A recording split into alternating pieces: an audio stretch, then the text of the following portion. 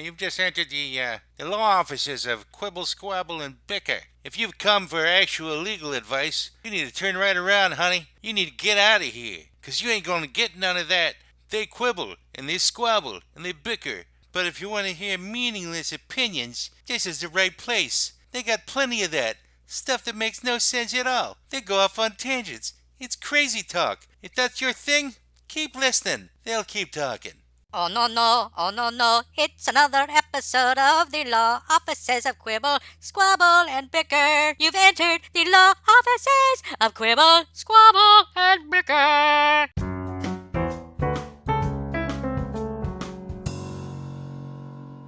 Yay! Welcome back to another episode of the Law Offices of Quibble, Squabble, and Bicker on this June 5th, 2021. Today we have an incredibly special guest like nobody else we've ever had. His name is Randy Edelman, and you may not recognize his name, but you will recognize his music. He has scored films like Gettysburg, Lionheart, Kindergarten Cop, Ghostbusters 2, Twins, goes on. He received a Golden Globe and BAFTA nominations for The Last of the Mohicans and got a double platinum album out of that as well. And today, hopefully, he'll have the opportunity to also help us as a fake guest attorney to deal with our client when rock and roll became Muzak. But that'll be later on. In the meantime, we want to talk to Randy about actually the fact that he's kind of going back to his roots by putting out pretty soon a new record. If you could say the name of your record again, because I don't want to mess it up. Hard. Well, the simple name is Coming Out the Other Side. Okay. You know, it's kind of like about when we're all going to be let out, which is just about now of our houses from being locked up. But the other name is called Grab Your Hat, Put Your Best Suit On. That's the title I like. And when is that coming out? It's like coming out in a couple of weeks. Okay, great. Oh, good. That's good news. It's a very I really like it. I did everything myself, so it's totally the antithesis of the large orchestral medium that I've been working in for many years, after the whole songwriting thing. Right. So back in your early days, you started out as essentially a singer-songwriter in the early mid-70s. No? Absolutely wrong. Right. I'm absolutely wrong. Ignore what I just said. He is often. You are, and I know you are. I'm sure you are, being in that damn law office. But here, so what do we know about here, okay, you have made. Let me. I'll give you just a little history. You've made a mistake that lots of people who are much more knowledgeable than you, maybe, in this field have made. Here's what happened. I am a totally conservatory trained, serious concert pianist, conductor, blah, blah, blah, since I've been very young. I went to a music conservatory, and along the way, I was always like trying to get a girl, like a girl in the rock band on the campus, not one, maybe several. So of course I said I was a songwriter, ended up taking kids to the school to a studio in a garbage dump in Cincinnati, Ohio. The name of the studio was King Records, as in James Brown. Okay, so James Brown sees me there, conducting these string players. And in those days, you had to go either, if you recorded in either Chicago or Nashville. What year was this approximately? I'm going to say 70. Okay. And anyway, so quite suddenly, I'm making this real short. I started getting calls to come down to King Records, Bobby Blue Bland, James, and do the charts. Interesting. And therein, I always loved all kinds of music. I wasn't just a classical musician, but therein started something which led to me going down, let's say, a little different path. So I went to New York after that, played on Broadway, conducted for very well-known singers, won't get into who they were. And while I was out on the road, I was very young. I couldn't get into the main rooms in Vegas where I was conducting because I was too young. I had to sign special papers. So you're still like a teenager? So I was what I want to say is, in that time, and I was kind of loving hearing this stuff I was listening to, these kind of singer-songwriters. Now, when I name a couple of them, you'll say, like, did you ever hear the first James Taylor album? You're probably going to think you did, but that wasn't. The first one he did was for Paul McCartney. It was for Apple Records. And it had an orchestral component to it. Elton John's one of his first albums. Remember, it had those big, beautiful string parts and all that. That's what I sort of hooked into. You know, I was saying, I can do that. But it also meant, yeah, you can write string parts. You got to be able to sing and write songs. Well, at that time, if you could carry a tune and, you know, write a decent melody, you could get a fucking record deal, which that's how quick that happened to me. And I became a singer-songwriter. Is that what they With called all them? this history. Is that what they Yeah, called them at the time? Oh, yeah. Well, that's a whole other, that's another episode of the pickle or whatever you're, you know. No, anyway, so I'm sorry to go on like that, but I quickly, right. So when you said I come out of, so people thought, because I did many albums without having my own hit record until they happened in England. And people, so they thought when I started scoring films, which was years later, that I came out of that pop background because they knew about my songs that I'd written for other artists and stuff. But in fact, I came out of a very serious background. And now that I've corrected you, which I shouldn't have done, because it's your show, not mine. No, Okay. no, this is perfect. This is Okay. the nature of the show. I can be corrected. I can Okay. be insulted. So yeah. Disciplined. Yeah. So I suddenly, Spanked. did started doing these albums of my own, and each one had, I mean, the albums and the people on those albums, you know, the stories go on for days. But the first album that I did, which I signed my name to, like a, you know, one of these form contracts for a small record company. There was a brother and sister act at the time. They were the only people, the music business had obviously changed. You mentioned something about Muzak to rock and roll. So the music business had changed. Anybody selling any records, obviously, were people that wrote their own stuff. But there was one group called the Carpenters. Okay. They were, when they were happening, they were huge. They were like so far off what was happening as you could be. However, they were selling lots of records. They heard my album, freaked out, recorded the songs, and took me out on tour as their opening act. This is a person who's never, ever sung in his life. Wait, didn't you sing on your own album though? No, that's it. I sang the. So you never sang in you never sang in public before? Never. Wow. Went out.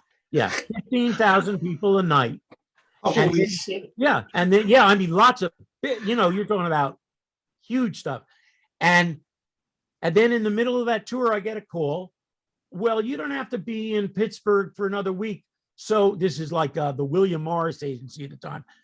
There's someone else who we're sending you to be with, and that was a guy named by the name of Frank Zappa and the Mothers of Invention.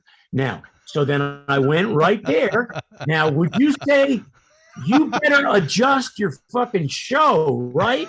Well, guess what? I don't have a show. I only know the 10 songs on my album, the 10 love songs from my girlfriend dumping me. So anyway, so therein starts a kind of interesting time with me as a recording artist. That's like the sacred and the profane going from Carpenters to Zappa.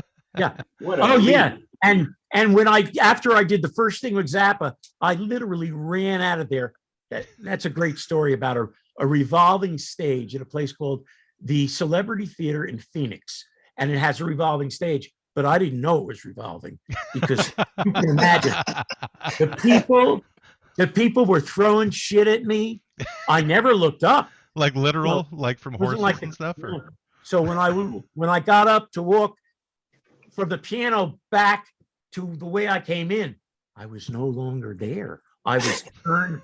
So I walked into the audience, got a hot dog, and basically left town. So you didn't even talk to Zappa afterwards or anything? Not after, no. Never got any feedback? Never.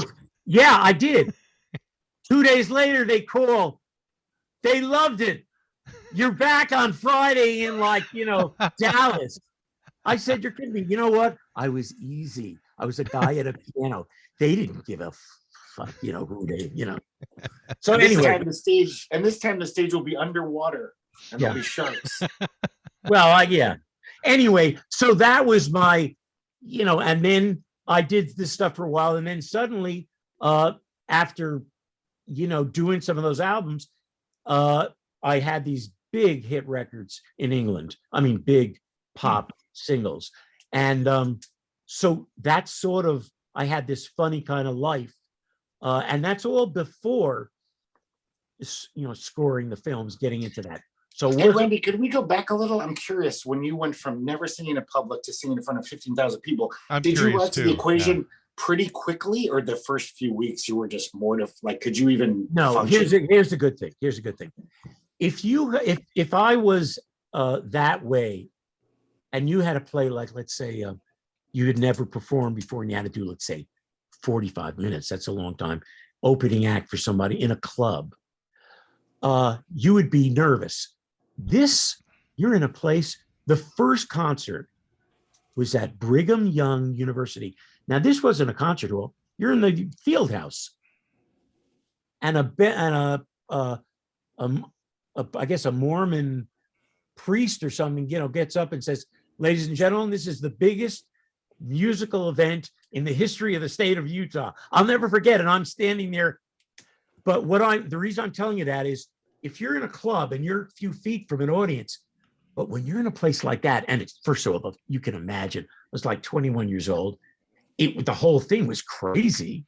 All I cared about, of course, was the Carpenters recording a song of mine. That's what I was saying. I wasn't that huge at the time. Yeah, Right? yeah. Oh, huge. Yeah. But when you get up there, you're miles from the audience. You're nowhere near all those people because you're an athletic type of place. So there's a stage and there's lighting, and so it was like there was almost no connection, and it was sort of a goof.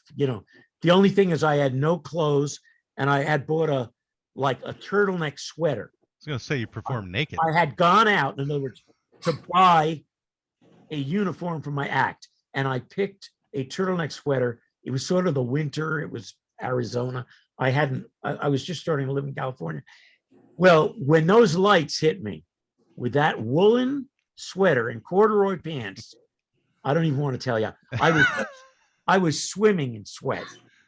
Corduroys, I remember them well. And you probably already had nervous sweat in the first place. Oh my God, yeah. But what I'm saying is it's sort of a goof in that setting.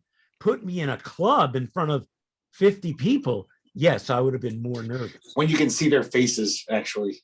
I could see no faces. All I could see was sweat, lights, and my hands literally swimming because the piano keys were so wet because they were so wet. Did you get voice training when you were at the conservatorium? It's like, how did you know you could sing well? Oh my God! An album? Yes. Okay. I minored in voice, but the answer to your question, no, Yeah. that wasn't. If you can sing, you can. If you have a feeling, it's just like songwriting. Songwriting has nothing to do with musicianship at all. You can be a great musician, but if you don't have that kind of heart, that kind of feeling to write a song, it's not something you can learn. So singing, being able to sing. Now listen, singing your own material is different, especially when you've never sung before. You can pull that off. Look at the people, the different voices, great voices that you would say, do they have a good voice? No, you'd say Johnny Cash sounds like Johnny Cash, or Right. You know what I'm saying. It's Right. a different, you're singing your own thing. So, that wasn't too much of a problem, but it was as far as somebody who was a kid who was a serious musician who had like a plan. This was never in my plan. I was going to be some kind of concert pianist or orchestral conductor or accompanist, that kind of thing. But you decided you wanted to get chicks, and so that's when everything got Chicks derailed. were the key. And then I wrote all those, big romantic songs. Like when I wrote, when I was talking to you about titles, even though this new thing now goes way back, I wrote a song It was called Weekend in New England. And they said, you got to change the title. Barry Manilow was going to record it. That's a long story. Anyway, it was a huge #1 record for Barry Manilow. And they said, no, you have to change it to When Will I Hold You Again? Because that's what people are going to think of it as. And luckily I said, you know what? That's a shitty title. Weekend in New England. So that's, but I wrote all those, lots of romantic things for Patti LaBelle and Barry and Olivia Newton-John and the Carpenters and Dionne Warwick and blah, blah, blah. The list goes on. So, and that was on like a 3-year span. More than that. I mean, okay. Well, no. There was, I'd say a good 5 or 6 year that everybody was recording my songs, but people did like the Patti LaBelle record of my song, Isn't It a Shame? It's just an 8-minute screamer, which a guy named Nelly took, and I had a #1 hip hop record about. I tell you, when I saw that Nelly was in your list of critics, I was quite surprised. No, but there's all kinds of funny things that happen from those songs, from all those albums that didn't necessarily sell as me as an artist, but lots of very cool thing. The girl from ABBA, Agnetha, a lot of really people that were, kind of cool, picked up on different material, not just the romantic stuff. And so that was a whole part of my life. And then it was almost conscious. I did an album for Elton John. He had a new company called Rocket Records. So I went to London where all this stuff had happened and did an album for him. And then I kind of decided, I was getting kind of bored with the 3-minute song. Yeah. And so I sort of made a conscious decision to like get into other areas, the areas that I would have thought at the beginning it would be my dream to get into. You can't just score films, but you have to have, a certain background in order to do it, especially years ago, before all this technology. The technology has changed that field completely, You miss not being able to write lyrics anymore? Is that something you miss?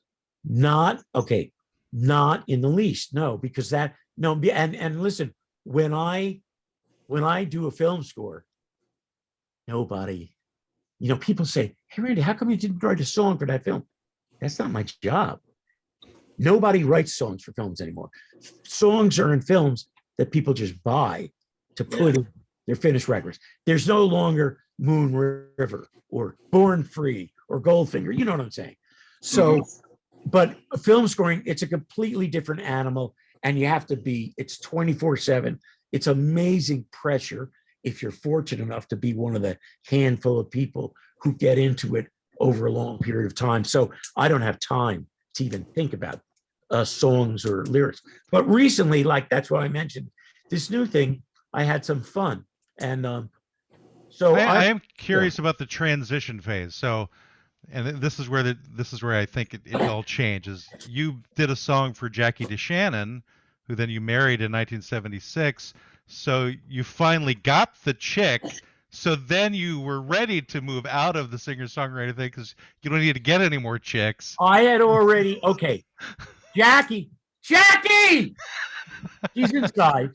She won't come out, but Jackie DeShannon is a huge name, people. In case you don't know Jackie DeShannon, who's his wife, she's like a huge name in pop music. Yeah, one of the best people, But anyway, she hired me as her conductor.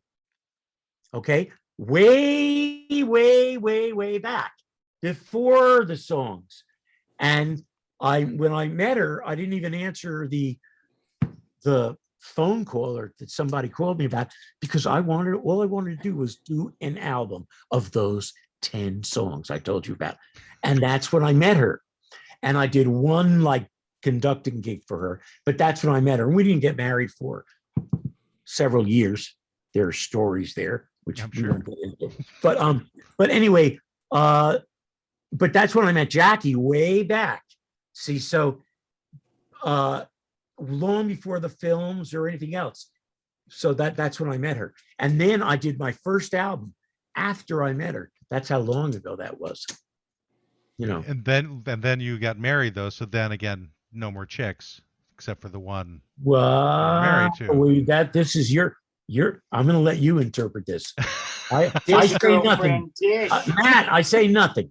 I'm in the law office, so no. I'm a great. Our stenographer's taking down notes, by the way, so to be on record. So from that point, so you started looking into the. Now, was film scoring something that you were specifically interested in, or you just wanted to do more orchestral pieces? No. Okay. First of all, film scoring. I don't want to make it sound like a billion years ago.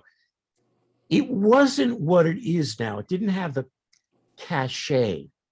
Mm-hmm. You know, you saw a film. Guess what? And meanwhile, where were all these composers from years ago? They were all from Eastern Europe. Who had gotten out of Europe. Or every one of them. Yeah. Every one of them. Dmitri Tiomkin, all those people. I mean, the greats. But they sort of wrote, you know, every second of that film, but it was more in the background. It was brilliant stuff. So film scoring sort of changed. I was not someone that heard scores as a kid and said, oh, I want to do that. Mm-hmm. So the answer to your question was no. But after I came out here and was in the studios, and I was intrigued with the timing of how to match music to a picture, because these people used to work with a click track. They didn't have a computer and hook up to the computer and set up your tempo and be able to hit things in, you know, like nothing. So I was intrigued about that. And I did some films early on. And all I learned was this is serious shit. It's hard work. You got to be really on your game.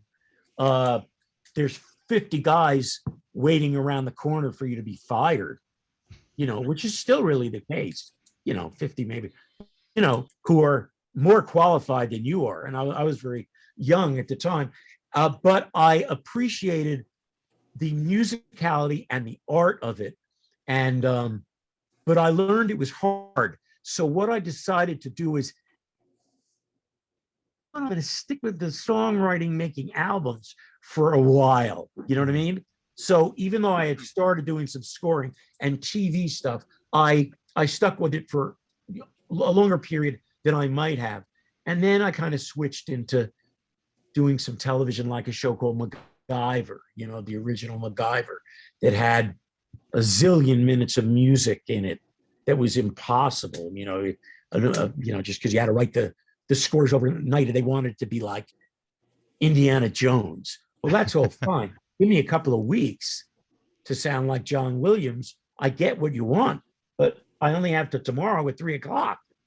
So it was a real challenge. So I kind of got my feet wet doing stuff. And then, you know, I did many different kinds of things until you always have to have a connection. And my connection was really weird. There was a very, very big director at the time named Ivan Reitman. Oh, you know him from Meatballs and Stripes and Ghostbusters. So, and he was doing a film, and I had done a small film with that he was the executive producer on. I never even met him. And he was doing a film called Twins, a really wonderful concept with Arnold Schwarzenegger and Danny DeVito, who were both hot as pistols. Right, at that time. As actors they at the were time. Huge. Yeah. Huge. And I was, after doing all these different things, all these years, it was an odd situation. I mean, I'm talking to you now, you know, in hindsight, that was a very odd thing for me to be thrown into a situation.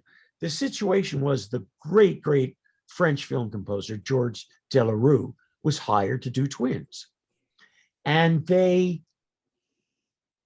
I wasn't around at the time, but I wasn't there. They foresaw a problem. They thought Danny DeVito should have a different feel. You know, now it sounds like, oh, that's an obvious thing. The Yeah. music, but it wasn't so obvious.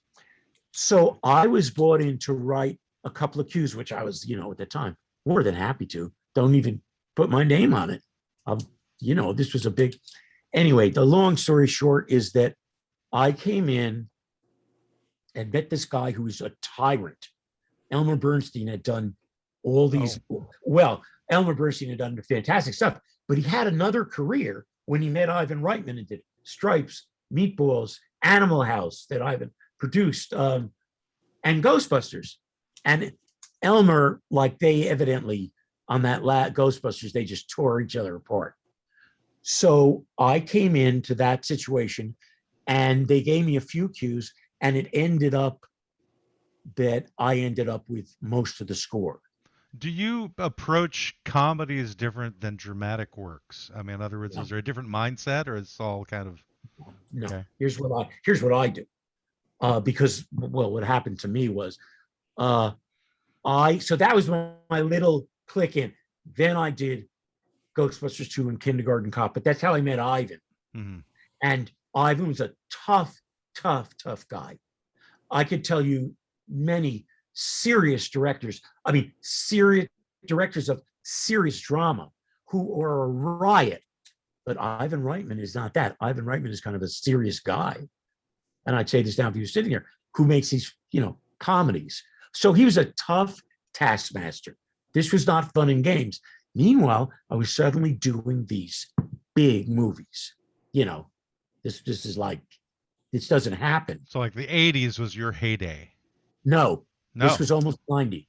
No. Okay. So this was, when I say 80s, I'd say, interesting because I'm doing something now. First time the Ghostbusters 2 soundtrack that Sony Classical is putting out. You'd say, why? And I won't get into that right now, but no, it was 89, I think, was Twins. Okay. So that's the world I was thrust into. And then I was doing like little pictures like My Cousin Vinny, and it becomes this classic. That was I did the Mask. Became a massive. No, yes, but it's massive now. Yeah. But it wasn't then.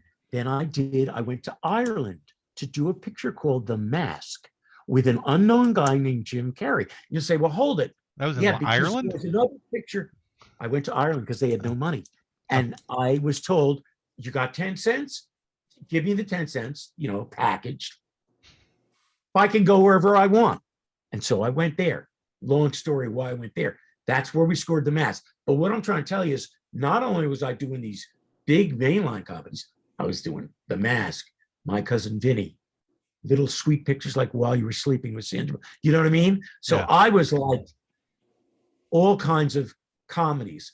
And then that's when, you know, even though if you had told me a few years before that something like that was going to happen, you'd be elated. And I was. However, suddenly, hey, I want to do serious stuff. Mm-hmm. At which time I met the greatest director in the world, an English director. I didn't meet him. His name was Alan Parker. You know Alan Parker. Yeah. Pink Floyd The Wall. Well, no. Forget Pink Floyd The Wall. Forget Birdie. Great, though. You're right. You remember Fame, Midnight Express, Mississippi Burning. If he had a picture, Jackie and I were down at the movie the next second. He was just a great director. He never, I'm going to say he never got to do. He did, but he passed away a couple of months ago, I think. And he had a picture he had written about the Japanese internment camps in World War II called Come See the Paradise. Oh, yeah. I had as much, which is a picture you must see if you haven't seen it. I've seen it. I had as much business doing the score to an Alan Parker picture coming off like an 8-time Academy Award nominated picture, Mississippi Burning, as well. Of course I did, but I didn't have. And then one thing led to another, and I got that movie. And that was my introduction to Gettysburg, Michael Mann, Last of the Mohicans. That's another story. Do you find when you're scoring comedies, though, are you tempted to put a trombone going wah, wah, wah? Yeah, everyone starts slide whistle when somebody falls, like, wee. No, bagpipes, Greg. He's all about the bagpipes. Yeah, and everything. And contrabass flutes. Yeah. But anyway, so to answer, I think, in Matt's question a while ago, I don't approach it differently. I approach it with the same seriousness as I'd approach any scene. If it's because in my comedies, if you listen to my the soundtracks to my comedies, half of it, it's not funny at all.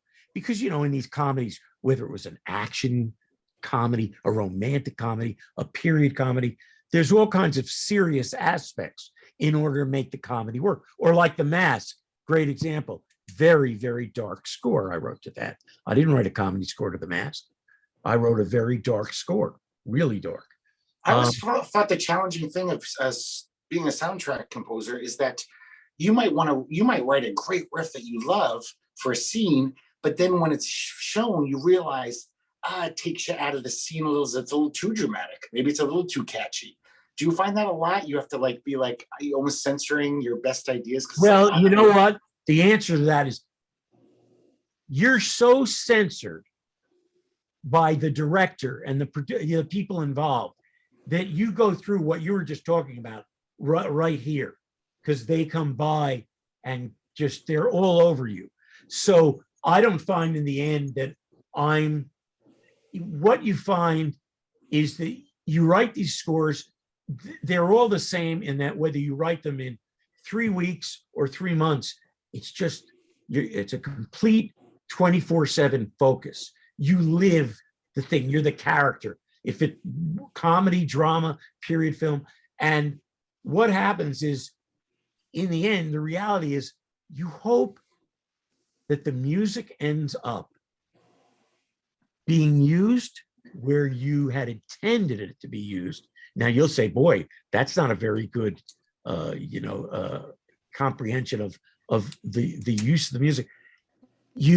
Because they screw around with it so much. The famous story about Leonard Bernstein, he did one score on the waterfront. His friend Aaron Copland had done lots of scores. He said, this is something great, you got to do it. They screwed around with the music. He never wrote another score. He wrote musicals like West Side Story, blah, blah, blah. But he would never do it again because they fucked with his music. They took this piece here and they put it over here. And that's they put the slide whistle sound over a murder scene. When he meant it for a lighthearted moment. Exactly. For example. Yeah. Have you ever been so passionate about work that you've done where you wanted to actually punch a director? That's the norm. That's every day. No, you know what? I'll tell you something that I only learned after many years, and people, they don't understand this. First of all, when they do I think you know this, when they do a film, the music that they live with for the whole life of that film is not the score. It's their temp score. That's what they put in from day one with dailies. The editor puts it in, the music supervisor puts it in. They have screenings of the film studio. That's what they see. The composer's like the last guy in. And the problem is they get used to it. They get used to the mood of a scene. So you're up against and it doesn't matter what kind of film it is. It's the same thing every time. So you're not only coming in with someone who, they all have, every director comes in, they say the same thing. My thing is the music. They're all the same. They're all, no matter who it is. The thing I really love is doing the music. It doesn't matter that somebody may play the cello or be a folk singer, or or an opera buff or a jazz freak. They all have something, and they sort of try to lay on you that they know what they're talking about. But what happens is when they come over, they're hearing something to a film that they may have worked on for years. that's brand new. The only thing they've heard musically is this temp score that they've worked on, by the way. It's not like, oh, they threw 50 cues in. No, they've worked on it for a year or two.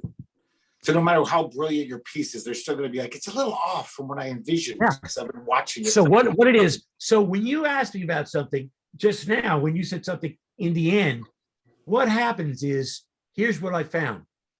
When they come over, I used to play something for them when I was playing it on the piano or with all my synths and was all mocked up, an orchestral, mock up. I think that they're hearing when I play it, what I'm hearing. Guess what? They're not. They're hearing something different. There's so much involved. They're freaked out. They never heard it before. It doesn't seem to be like what they are. They don't know if they like it. God forbid you go 3 seconds over when their temp cue ended. Or the big thing is, try putting music into a scene that they didn't put a temp music in when they were showing it, screening it. That's almost impossible to, and you know what? You may score the music. It may be the best thing in the movie, you think, your best piece of music. Very rarely, in the end, when you ask me about, and you're sitting there watching the finished movie, what happened? It ain't there because they got frightened. They got scared. Interesting. And the music generally ends up sort of where that temp music was. Then so it's and that's the honest truth. There may be other composers, if they're honest, they would be telling you, or they may not tell you. But that's what happens. So you're up against, depending on who it is, depending on, they're all different animals. I mean, I remember doing films with people, especially these big comedies, and these guys were like first-time directors. You go, holy shit, who put this guy? It's a huge picture. And you find out, oh, he directed the commercial, the Nike shoe, the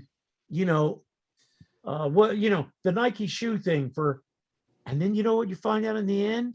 I think I'm going to see, okay, he did some hip video. It's a shoe. It's a stationary shot of a shoe. You explain that. because they work for a commercial company called Scott Free, as in Ridley Scott's company. You know what I mean? So right. These are the kinds of things you run up against, but you don't have time. All I'm saying is, where that guy who directed a shoe and suddenly got this gig, his thing is different than somebody like Michael Mann or Alan Parker, or it's different. Some guys, I want to take us on a different tack. So you got an award, I think it was in like 2014, from BMI, the Richard Kirk Lifetime Achievement Award, which is like a preeminent award for somebody in your business to get. That being the case, that means that you are a hero for many, many people, I would assume. That people look up to you and go, I want to be like Randy Edelman one day and score what he's done. Who are your heroes in the business? My heroes, unless they all are okay. No. I'll tell you about people who I've learned, because as I told you, I didn't grow up. There are people, who know every score, who aren't even musicians. They were just into that. I wasn't. But whenever I saw a Hitchcock film, I heard something really interesting. That was a guy by the name of Bernard Herrmann. Alfred Newman was great. Dmitri Tiomkin was great. I love Elmer Bernstein's early scores, The Man with the Golden Arm and To Kill a Mockingbird.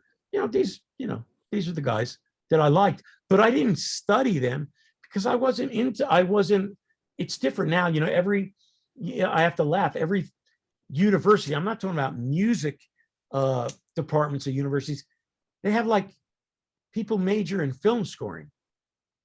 That's like, you better get your musical chops down first, then decide you want to do that. If you don't have people major in Lord of the Rings these days too. There's just very interesting majors going on. Yeah, yes, it's real. But I didn't do that. I learned in the streets, basically, meaning I just learned different musical things as I went along, and somehow they played into me doing this. Just making albums and being in the studio was a good background to have for film scoring, especially some of those comedies that I have to write. I mean, for example, something like My Cousin Vinny, it's not really a quote film score. It's a Southern rock and roll kind of thing, you know? Yeah. So, you know, or Eddie Murphy films or stuff like that. I could do that because I had a kind of record background. When you say you learned in the streets, you just gave me this visual of guys and like gangs of guys with miniature keyboards fighting each other in the street. Like West Side Story, but music instead of dancing. That's right. They all have like the guitars or something. Hey, boy. Yeah. But you know, maybe this is a good time to move into our client for today, which is when rock and roll became Muzak. And for those of you out there who don't know Muzak, I may have been, you know. I was going to say, you might be instrumental in that. You may have. Well, I would no, but I did things that are certainly turned into some Muzak-y kind of thing. Well, for those of you who don't know, Muzak was a company that created essentially music for elevators. So whenever you hear la la la la type of stuff, and doctors' offices. Yeah, right, I mean, I stores. think people give that, it gets a bad rap, but I don't think they created it for they created it for music to be played in stores, in elevators, in doctors' offices. Well, you know. Hey, can I just interject and try to be a know-it-all? I actually read that it was really made to be played in offices. Be a know-it-all? Because he did a scientific study that said a certain kind of like mellow music that's not too engaging makes people more productive. And originally it was for office buildings, and the workers would hear it and then be more productive by having their minds a little distracted, but not too distracted by very bland music. Well, there's a lot of marketing studies that have been done to show like how long people will stay in a store or a restaurant or what have you. Like some of them, they want to get them out faster. Some they want to keep them there longer. But what's kind of happened is that you've started recognizing there isn't this weird bland music going on in those places anymore. It's now rock music. They're playing, what are they playing? The music that when you grew up, was on the radio. That's what's there. And now that's old music. You know, an 8-year-old kid, it's like, hey, it's all that stuff that we used to listen to. I'm not putting you in my category, but that's all. It's period music. It's like big band music, and then they rock and roll. I mean, when kids listen to hear an Elvis record or something, it's a very stylized thing. It's 50s, certain chord changes. It's that kind of music. So now kids are obviously they hear a completely different sound, and anything else that has melody or something done in a certain style, that's like period. That's 80s, 70s, you know, whatever. It's a real sign of getting older is when you realize that, like, when I was growing up in the 70s, Elvis Presley seemed like a dinosaur. Like that came out in the Victorian age, and now I realize that 30 years ago from now, Nirvana's first album came out. And you know what I mean? I bought that as an adult, and it's like, that's even longer than Elvis. But when kids hear the sound of Nirvana, it's like, it's a certain period, you know, and then something else happens. So it's just, it moves on, the music moves on, and, you know, in different flavors, but it just starts something else, and it's always something that people are completely shocked. The shock when they saw Elvis Presley on the Tommy Dorsey show in front of that big band, or the shock seeing the Beatles, they're just shocked, but it's something different. And recently, with the shock of Cardi B and Megan Thee Stallion basically having sex on the Grammy stage. I know, yeah. So, but they were shocked. I was offended. Yeah. Well, of course you would be. You can imagine. It always freaks me out. You're not one of the kids today. People watching that stuff are like, holy shit. Did you just call him Boomer, Greg? Yeah, I did. Call me Boomer. That's a put down now, apparently. The kids really think Gen Xers, we're all terrible. We're deplorables. Yeah, I know. They all hate us. So what are you bickering about in the law office right now? Well, we're not actually we're not lawyers. We're fake lawyers. The main guy just to clear that up for anybody coming onto this for the first time. The main guy who bickers isn't here. He's the squabbling. No, actually, Greg, you and I do more of the bickering. He does the squabbling. Yeah, he gets full on brawl. Oh, that's right. Where's the other guy? Well, he actually has a marketing company, and he's dealing with lawyers this weekend. He had a conference. Most of his clients are lawyers, and so he's basically addressing those. We were expecting him, but then last week he's like, "Oh, I can't do it." But yeah, if you want to actually meet him, we're doing an anniversary show on June 23rd, and we'll be happy to give you an award if you want to come on for 2 or 3 minutes. An award. Yeah, it's the first annual Quibblies. Yes, this is the Quibbly. Greg came up with the name. Yeah, give me some kind of. If you want to name your award, we'll give you that too. So. Yeah. Let me think about it in the meantime, and I'll get back. I'll get back to you guys. Yeah, it'll be a live. We'll be live streaming. That'll be our first live stream too. So that should be a clusterfuck. We can figure it out. Exactly. It'll be whatever it happens to be. Best hair, possibly. You could get that award because yours is certainly. Yeah. Mine is quite thin compared to yours. No, mine's still there. Everybody doesn't know. I did want to bring back great composers. I was thinking of Sergio Leone, and it seems like it's that Muzak thing where Sergio Leone wasn't a composer. No, you mean you're talking about Morricone. Thank you. Ennio Morricone. He's a paisan. Greg always says he put the "g" in Google, and often his facts are wrong. No, I knew I was wrong. I didn't argue with you about it. I just had a slip. I had a brain fart. But like Clint Eastwood made great scores as well. His stuff is very Marconi's stuff is very catchy and stuff. But sometimes I notice I love Sergio Leone movies. It takes you out of the movie. It's a little too engaging. So I can think about this bombastic thing he's doing. Yeah, but a lot of stuff he did wasn't that, but a lot of stuff he did was, and yes, but it's original and unique, and it gave those things a certain style, and I mean it was great. But he's a great composer. He wrote so much music you can't even imagine. I once went to visit him in Rome. His exercise was marching up the steps to his studio at his place in Rome. But he was I can't even tell you, he did so many movies. I mean, just over the years. But he was great, and he loved it. He's just completely, that was his life. That's kind of like what I would want to hear in an elevator, though, Greg, is I want to hear the theme from Good, the Bad, and the Ugly. That would make the elevator ride a lot more entertaining. Or the Psycho theme by Bernard Herrmann. You hear that in plenty of elevators. Come on, that's been in lots of elevators. You'd want to hear the Psycho theme. Well, I mean, look, you can. The good thing about this field is, if you're working on the right kind of project with the right kind of director, you can do wonderfully creative things. The problem is that for composers, you're under pressure. You have a certain amount of time. You get locked into what they may think about. And sometimes you may not deliver your best, most original take on something because you want it to be, take the easy way out. So do you have anything? I know you're taking a bit of a break right now from scoring because of your side project of singing. Yeah, Greg usually disappears when he's going to the bathroom, so that's probably what. Yeah, he doesn't let us know. Can we see him in there? No, right now, I am doing something which I have put off for a while, which is a big historical musical.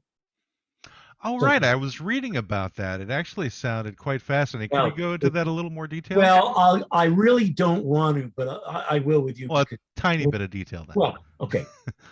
There's a great story, one of the great stories in modern history. It's as good or better than going to the moon. It's at the turn of the century when, for many, many reasons. You're talking about the 20th or 21st century? 20th. Okay. I mean, the idea was to connect the Atlantic and Pacific Ocean. You know what that is? Yeah. That's the Panama Canal. Oh, that's what it was, exactly. So it's an amazing. Now, if you want, if you were smart, so your assignment is, you get a book called The Path Between the Seas by the greatest American historian, David McCullough, and you read that story. And you get the whole story. My thing is only a piece of it, but I mean, it's just an amazing story about that whole thing. Started years before that when they had built the Suez Canal, which was much longer than the Panama Canal. And they thought, oh, this will be easy. You know, it's like a third of the length. And we already built the Suez Canal through the desert, you know. Well, so the fact is that it wasn't so easy, and they encountered lots of problems. And the characters involved, and they encountered yellow fever and the fact that it's just, you know, so I know it sounds like boy, why would anybody want to do a musical? But it's a great story. And I have a fabulous writer, John Weidman, who wrote 2 or 3 of Sondheim's shows, Pacific Overtures, Assassins, and John's writing the book from a kind of period when I placed the story, because it's much too big a story to tackle the whole thing. So have you written a musical before? Like no, there you can't. These things are like open-ended, and you know what? It's the kind of thing you have to really want to do it, and kind of pull it apart, and then because you know it's pretty hard to. You have to get something on its feet. It's hard enough to make a film. You try to mount a musical, you know, especially, unfortunately, this one's a big one. It can't just be, you know, done on a small stage with a few singers. Yeah, you'd have to actually do it in the isthmus. Did I pronounce that right? Yeah. Isthmus. And I'll get stuck in this. When I was reading about that, I was thinking, you know what? They should just build a canal like directly through the heart of North America. They could connect all the lakes. There, you know, yeah, but you know what?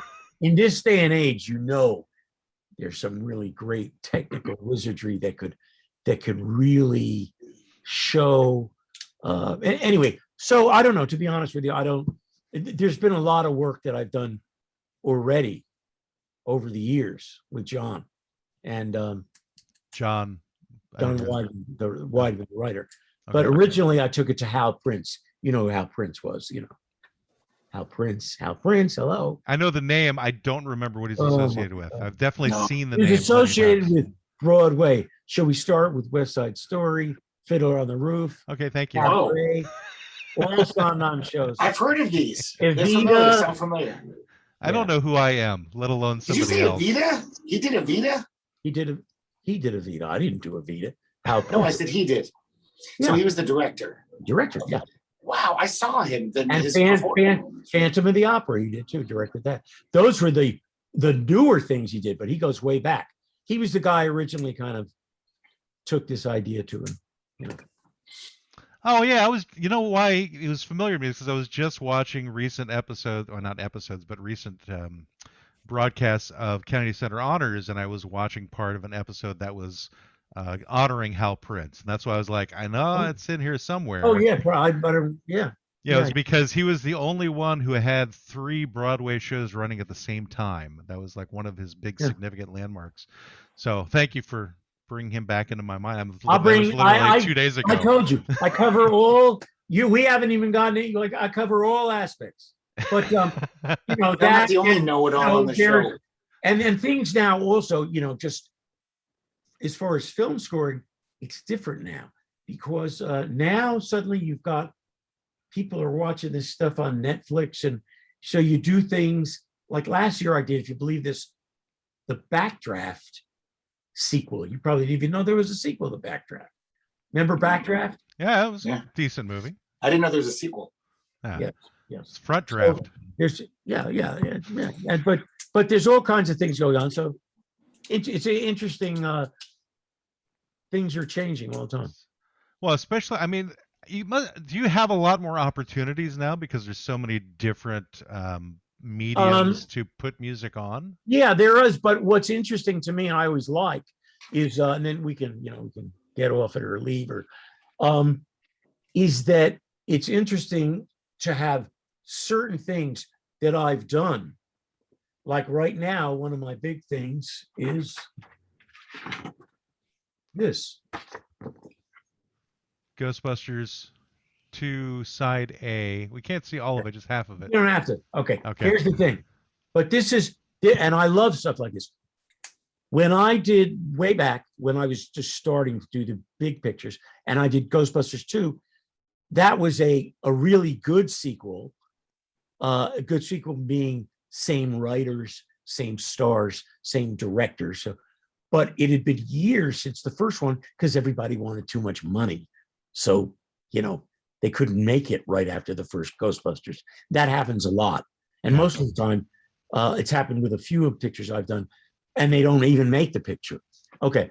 But when I did that score, which was a huge orchestra score, everybody in the world, of course, wanted to write a song. Because what do you remember from the first Ghostbusters, which had a great score by Elmer Bernstein? Like they remember the song, right? A crappy song by Ray Parker Jr. Right. Piece of shit. That was right. And it's stolen, by the way, but we won't get into that. Well, Huey Lewis got into it, so that's fine. Oh yeah. I'm Huey Lewis, and you've just seen the news. Anyway, thank you for that pun. It belongs. Yeah. Well, he was wearing my jacket that I gave him when I heard that for the first time. I'm Huey Lewis, and you've just seen the news. And meanwhile, I said, "Hey, give me back my jacket." Anyway, okay. Okay, so let me just get back to the Ghostbusters thing. So everybody, now 5 years later, it wasn't that everybody wrote a song because everybody wanted the song. They were finished records, you know what I mean? It wasn't like a song. And all the record companies spent a fortune because they all wanted the song or a song. Well, it turns out the whole movie is only Randy Edelman's score, basically, except for a little bit of the old song. And in the end credits, like 50 songs, you know what I mean? After the movie ends. Okay, not 50. They wrote 50 and recorded 50. They cut it down to 8. So the movie comes out, soundtrack comes out. What's the soundtrack? The 50 songs, not one piece of my music. Now, at the time, I would, but you know what? Yeah. Fine. I got through it. I was starting on this great new thing, having been around doing also. I didn't make a fuss. Over the years, I get these calls because most everything I do is there's a soundtrack of. So finally, like literally months ago, they called me, and Sony Classical, that's a really first class in the scheme of these kinds of things label, calls me, and they want they're going to release the score. I said, you got to be joking. They go to look for the music. Now I'm telling you guys, this is a real legal office, This is Ghostbusters 2, the sequel to the biggest comedy of all time. Huge orchestral score done at the Clint Eastwood stage at Warner Brothers. Can't find my score. Oh my God. Mean, the physical score. Now, I should not be telling you this, but I will because I imagine the squabbling. We're very too discreet. Many people. Right. Anyway, tell anybody this. This is like if you're serious. Listening, everybody, close your ears right now. So okay. We tracked it down, like it's like this is impossible. You can't written music. That's one thing. They destroy this stuff and it's buried somewhere, and then they have it on microfilm or something. But to lose the physical score with hundreds of people playing it, so would it get buried with Ivan Reitman or something? I would. Yeah, no, I didn't even call him.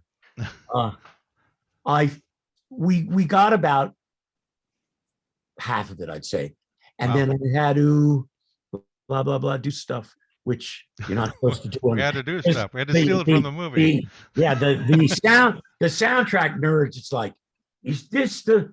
I don't care what it sounds like. Is this the music from the 1928 cue in that scene?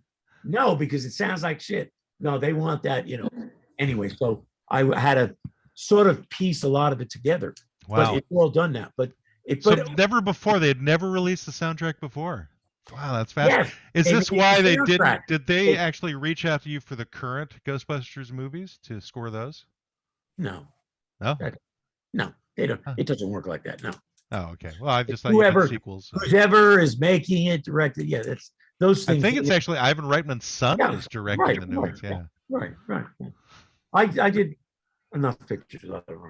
Damn ingrates. All right, so No. Hey, guess what?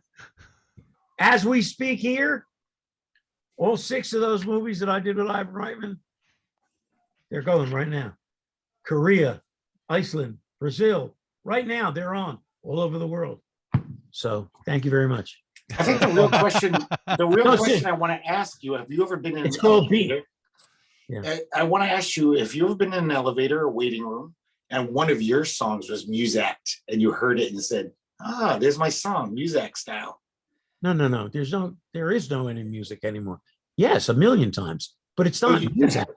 It's I'm saying when it's Barry Manilow. It's the Carpenters. It's Olivia Newton-John. Right. It's them singing my songs. But in the 70s or 80s, did you ever hear a Muzak version of any of your songs? Did that ever happen? Well, no, because they didn't Muzak those things. It takes years to get to the point that they would Muzak it. But the point is they don't do that anymore. Yeah. They do it, but the Muzak is my, that's why I said, is my song. The Muzak is the music. Do you understand that, Greg? And the music is the Muzak. I think that should be the song title, actually. The music is the Muzak. The Muzak of your life. Yeah. Anyway. Sound of Muzak. All right, well, I think this is a really good time to wrap this thing up. I want to thank Randy Edelman incredibly much. I don't even know if I used my adverbs correctly, but either way I said it, and I'm going to have to live with it. For helping us out with our client. What was the name of the client today, Greg? Do you remember? It was the music is the music. No, when rock and roll became music. Yeah, exactly. So thank Randy very much for that. You want me to? I'll come up with. I'll do a song based on that title. And Randy, yell out for Jackie again. I will. Yo, hey lady. Yo, mama. Where's my sandwich? Yeah, where is that damn sandwich? No, she's not in. She's not. You're trying to cause marital strife, Greg. That's not okay. This is my own little place back here. Nobody can hear. I'm back here. I try to cause. This is how you do it. Very then I can be the divorce attorney. Right. Call my friend who thinks I fucked up and let her know that we got it together. Oh, I texted Eileen while we were. No, I because I just recently met her and I don't want her to think I'm a fuck up. No, she doesn't think that at all. She's a very talented. She's actually a really fun person to deal with, so I think she'll be okay. I said we canceled the canceling because we were about to cancel. But it was funny. As soon as I saw that, I went, no, we're gonna do it. This has become a quest. The quest of making this happen. So for those of you who don't know what was going on, it took us about an hour to get the show to happen because we had technical difficulties. But, after a year of doing this podcast, it was time for us to finally have something go to fuck. So, and we dealt with somebody who was incredible to work with. I really enjoyed this conversation. I hope you did too. Thank you. I did. That is excellent news. Usually I'm the one who goes to fuck. Usually I just go to fuck, but today was technology's fault. Yeah. Yes. All right. Well, listen. Best of luck with your show. Thank you very much. Thanks. Appreciate you. You guys are great, and I'll talk to you whenever. And I'm glad this worked out. I would have felt really bad. I don't like. We had to complete this. All right. Well, this is the Law Offices of Quibble, Squabble, and Bicker with our guest Randy Edelman, and we're done. You've left the offices of Quibble, Squabble, and Bicker. It's over. It's over. It's time for you to go home. It's over. It's over. Go away now.